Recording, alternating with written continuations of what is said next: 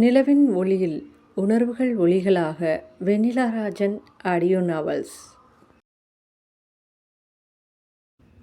சில நினைவுகள் மெதுவாக மனதை தழுவும், சில குரல்கள் இதயத்தை தொடும். அந்த குரல்களில் ஒன்றாக இன்றைய கதையை உங்களுக்கு சொல்ல வரும் நான் வானதி. வெண்ணிலா ராஜன் அவர்களின் காணுமிடம் தோறும் நின்றன் கண்ணினொளி தோன்றுதடி இந்த கதையை கேட்க இருக்கும். இந்த கதை உங்களுக்கு பிடிச்சா லைக் பண்ணுங்கள், மற்றவங்களுக்கு ஷேர் பண்ணுங்கள், உங்கள் கருத்துக்களை கமெண்ட் பாக்ஸில் கமெண்ட் பண்ணுங்கள். மேலும் இது மாதிரியான கதைகள் கேட்க வெண்ணிலா ராஜன் ஆடியோ நாவல்ஸ் யூடியூப் சேனலை சப்ஸ்கிரைப் செய்யுங்க. அத்தியாயம் 7.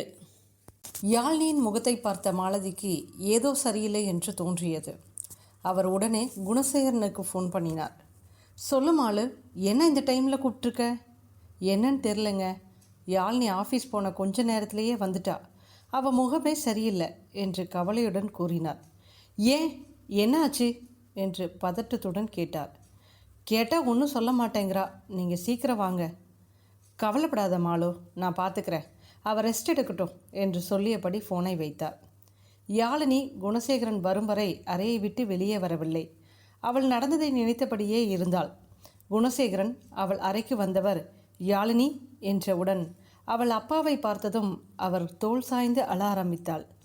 அவள் முதுகை வருடி கொடுத்தவர், என்னாச்சு பேபி, ஏன் இப்படி அலற என்று அவர் பதறி போய் கேட்டார். டாடி, அதிதேவி என் மேலே திருட்டு பழி போடுறான். வினித்கிட்ட நான் அவன் கம்பெனி பற்றி இன்ஃபர்மேஷன் கொடுக்குறேன்னு சொல்கிறான் என்று விசும்பியபடி சொன்னாள். ஏய், என்னடி சொல்கிற? இதுக்கு தான் நான் வேலைக்கு போகாதன்னு சொன்னேன், கேட்டியா என்று மாலதி புலம்பினாள். அமைதியாக இருமாளு, வேலைக்கு போகாமல் அவ எப்படி எல்லாம் கற்றுப்பா என்று அவரை அதட்டியவர் யாழினிடம், பேபி நீ ஃபீல் பண்ணாத, நான் யாருன்னு அவனுக்கு காமிக்கிறேன் என்று அவளை சமாதானப்படுத்தினார். வேணாம் டாடி, நான் யாருன்னு அவனுக்கு ப்ரூவ் பண்ணிட்டு தான் வந்தேன் என்று தெளிவான குரலில் சொன்னாள். அப்புறம் ஏன்டா ஃபீல் பண்ணுற? ஃபஸ்ட்டு சாப்பிடு, நல்லா தூங்கி எழுந்தா எல்லாம் சரியாக போயிடும் என்று சொன்னவர் அவளுக்கு சாப்பிட எடுத்து வை என்று மாலதியை பணித்தார். யாழினி இரவு உணவை முடித்துவிட்டு அவள் அப்பாவுடன் பேசிய பின் ஏற்பட்ட அமைதியான மனநிலையில் படுத்தாள். ஆதிதேவ் விஷ்ணுவுடன் அவனுடைய வீட்டில் இருந்தான். என்ன மச்சி யோசிச்சிட்டு இருக்க? யாழினியை பற்றி தாண்டா. இதப்பாடுறா.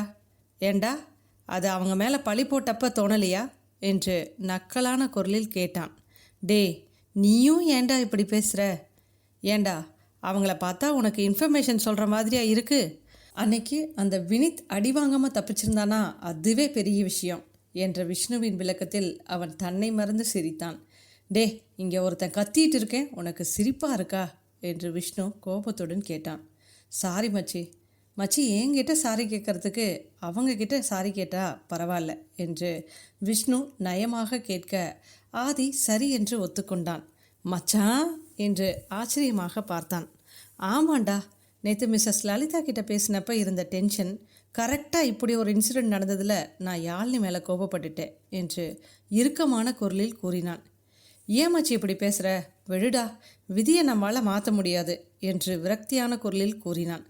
கவலைப்படாத மச்சி, சரியாகும் என்று ஆறுதல் கூறியவன், ஃபஸ்ட்டு யாழினி கிட்ட பேசுடா என்று ஃபோனை எடுத்து கொடுத்தான். மச்சி ஃபோன் நம்பர் என்று விஷ்ணு ஃபோனை எடுக்க, அதெல்லாம் என்கிட்ட இருக்குடா என்று கெத்தான குரலில் கூறினான். மச்சி என்று சந்தோஷமான குரலில் சிரித்தான். யாழினி ரெசிக்னேஷன் லெட்டரை கொடுத்த பிறகு ஆதிக்கு மனது ஒரு நிலையின்றி தவித்தது.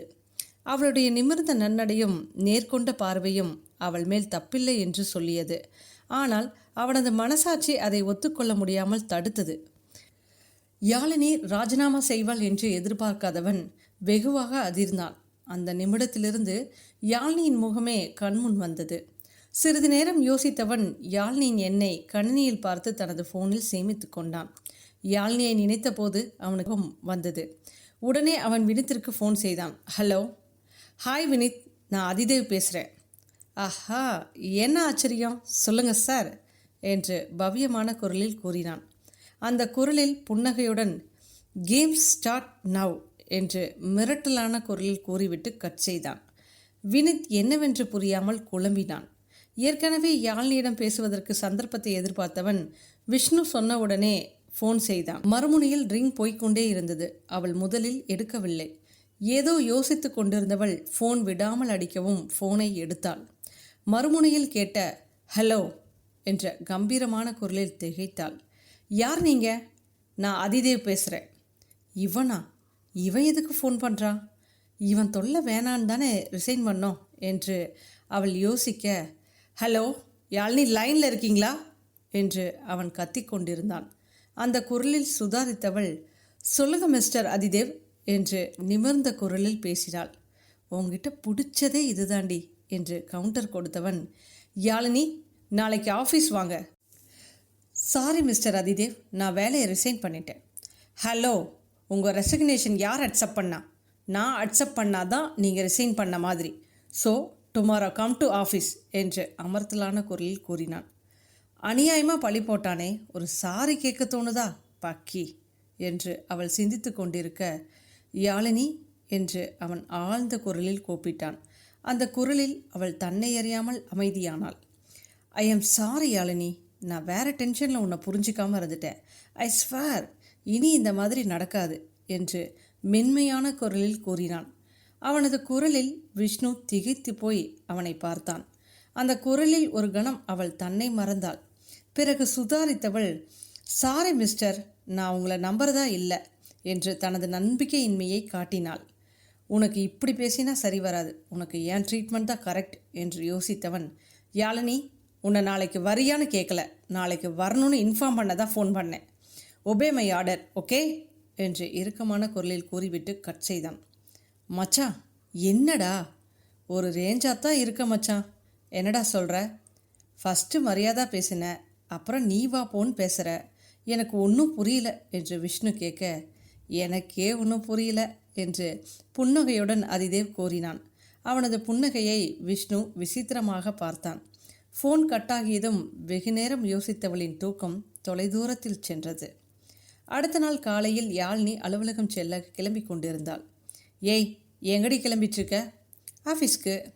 ஏண்டி நேற்று மூஞ்ச தூக்கி வச்சுட்டு இருந்த, இப்போ ஆஃபீஸ் போகிறேங்கிற என்று மாலதி அவளை திட்டினாள்.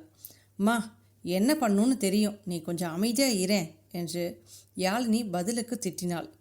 அவள் மாலதியிடம் சொல்லி கொண்டிருக்கும்போது குணசேகர் வந்தார். யாழினி, இன்னைக்கு ஆஃபீஸ் போறியா? நேற்று அந்த அதிதி ஃபோன் பண்ணான், இனி வரமாட்டேன்னு கன்ஃபார்மாக சொல்ல தான் போகிறேன். சரி என்று யோசனையுடன் தலையாட்டியவர் ஜாக்கிரதை என்று சொல்லவும் மறக்கவில்லை. யாழினி ஆஃபீஸ் நுழைந்த போது அவளை எதிர்பார்க்காத மித்ரா ஆனந்த் கூச்சலிட்டாள்.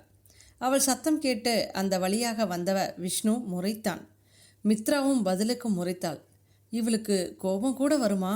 இவளை அமைதின்னு நினச்சமே என்று நினைத்தவன், வாங்க யாழினி, நேற்று நடந்ததுக்கு சாரி, இப்படி நடக்கும்னு எதிர்பார்க்கல என்று சொன்னான். யாழினி ஒன்றும் பேசாமல் அமைதியாக இருந்தாள். போங்க, ஆதி வெயிட் பண்ணுறான் என்று விஷ்ணு சொல்ல அவள் ஆதியை பார்க்க போனாள். அங்கே அவன் கணிப்பொறியை பார்வையிட்டு கொண்டிருந்தான். சார். வாங்க யாழினி, உட்காருங்க. சாரி சார், நான் உட்கார வரல, என் ரெசிக்னேஷன் ஏன் அக்செப்ட் பண்ணலன்னு கேட்க வந்தேன். அவளை ஒரு பார்வை பார்த்தவன், நாங்கள் கஷ்டப்பட்டு இன்டர்வியூ வச்சு செலக்ட் பண்ணால் நீங்கள் உங்கள் இஷ்டத்துக்கு ரிசைன் பண்ணுவீங்களா என்று கடுமையான குரலில் கேட்டான். ஆமாம் சார், கொஞ்சம் கூட நம்பிக்கை இல்லாத நான் எப்படி ஒர்க் பண்ணுறது? திரும்பி இன்னொரு பழி போட மாட்டீங்கன்னு என்ன நிச்சயம் என்று அசராமல் கேட்டாள். யாழினி, நேற்று அப்படி நடக்கும்னு நான் நினைக்கல, இனி நீங்கள் என்னை நம்பலாம், உங்கள் மேலே எந்த பழியும் வராது என்று அவன் உறுதியளித்தான். அப்போதும் அவள் யோசனையுடன் இருப்பதை பார்த்தவன், அப்படி நீங்கள் போகிற மாதிரி இருந்தால் இன்னும் 1 மந்த் கழித்து ரிசைன் பண்ணுங்க, இப்போ உங்கள் ஒர்க்கை பாருங்கள் என்று இறுக்கமான குரலில் கூறியவன் ஒரு கவரை அவனிடம் நீட்டினான். என்ன என்பது போல யாழினி பார்க்க, பிரித்து பாருங்க என்று புன்சிரிப்புடன் கூறினான். யாழினி லெட்டரை பிரித்து பார்த்தவள் அதிர்ந்தாள். சார் என்று அவள் பார்க்க, உங்களை மாதிரி தைரியமான ஒருத்தர் தான் இந்த போஸ்ட்டுக்கு வேணும், ஸோ உங்களை நான் என் பிஏவாக ப்ரமோட் பண்ணுறேன் என்று புன்னகையுடன் கூறினாள். அவளோ, டேய், இதுக்கான பலனை நீ அனுபவிப்ப என்று பல்லை கடித்தபடி சென்றாள். யாழினி வெளியே வந்தவுடன் மித்ராவிடம் விவரம் சொல்ல அவள் கடுப்பானாள். என்னடி, இந்த ஹிட்லர் நம்மளை பிரிச்சுட்டான் என ஃபீல் செய்ய, யாழினியோ, விடுடி, இதுக்கு அவன் பின்னாடி அனுபவிப்பான் என்று கூலாக சொன்னாள்.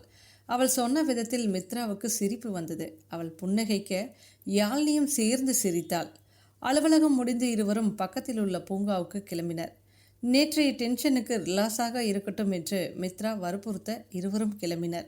பூங்காவில் இருவரும் பேசிக்கொண்டிருக்கும்போது யாரோ தன்னை உற்று பார்ப்பது போல யாழினிக்கு தோன்ற சுற்றும் முற்றும் நோக்கினாள். என்னடி யாரை தேர்ற? யாரோ நோட் பண்ணுற மாதிரி இருக்கு, வா இன்னும் கொஞ்சம் உள்ளே போகலாம் என்று அவர்கள் நடந்து செல்ல, ஹாய் டார்லிங் என்று சொல்லியபடி அவள் முன் உருவம் வந்தது. அதை பார்த்த கணத்தில் யாழினி தன்னை மறந்து அவனை அறைந்தாள்.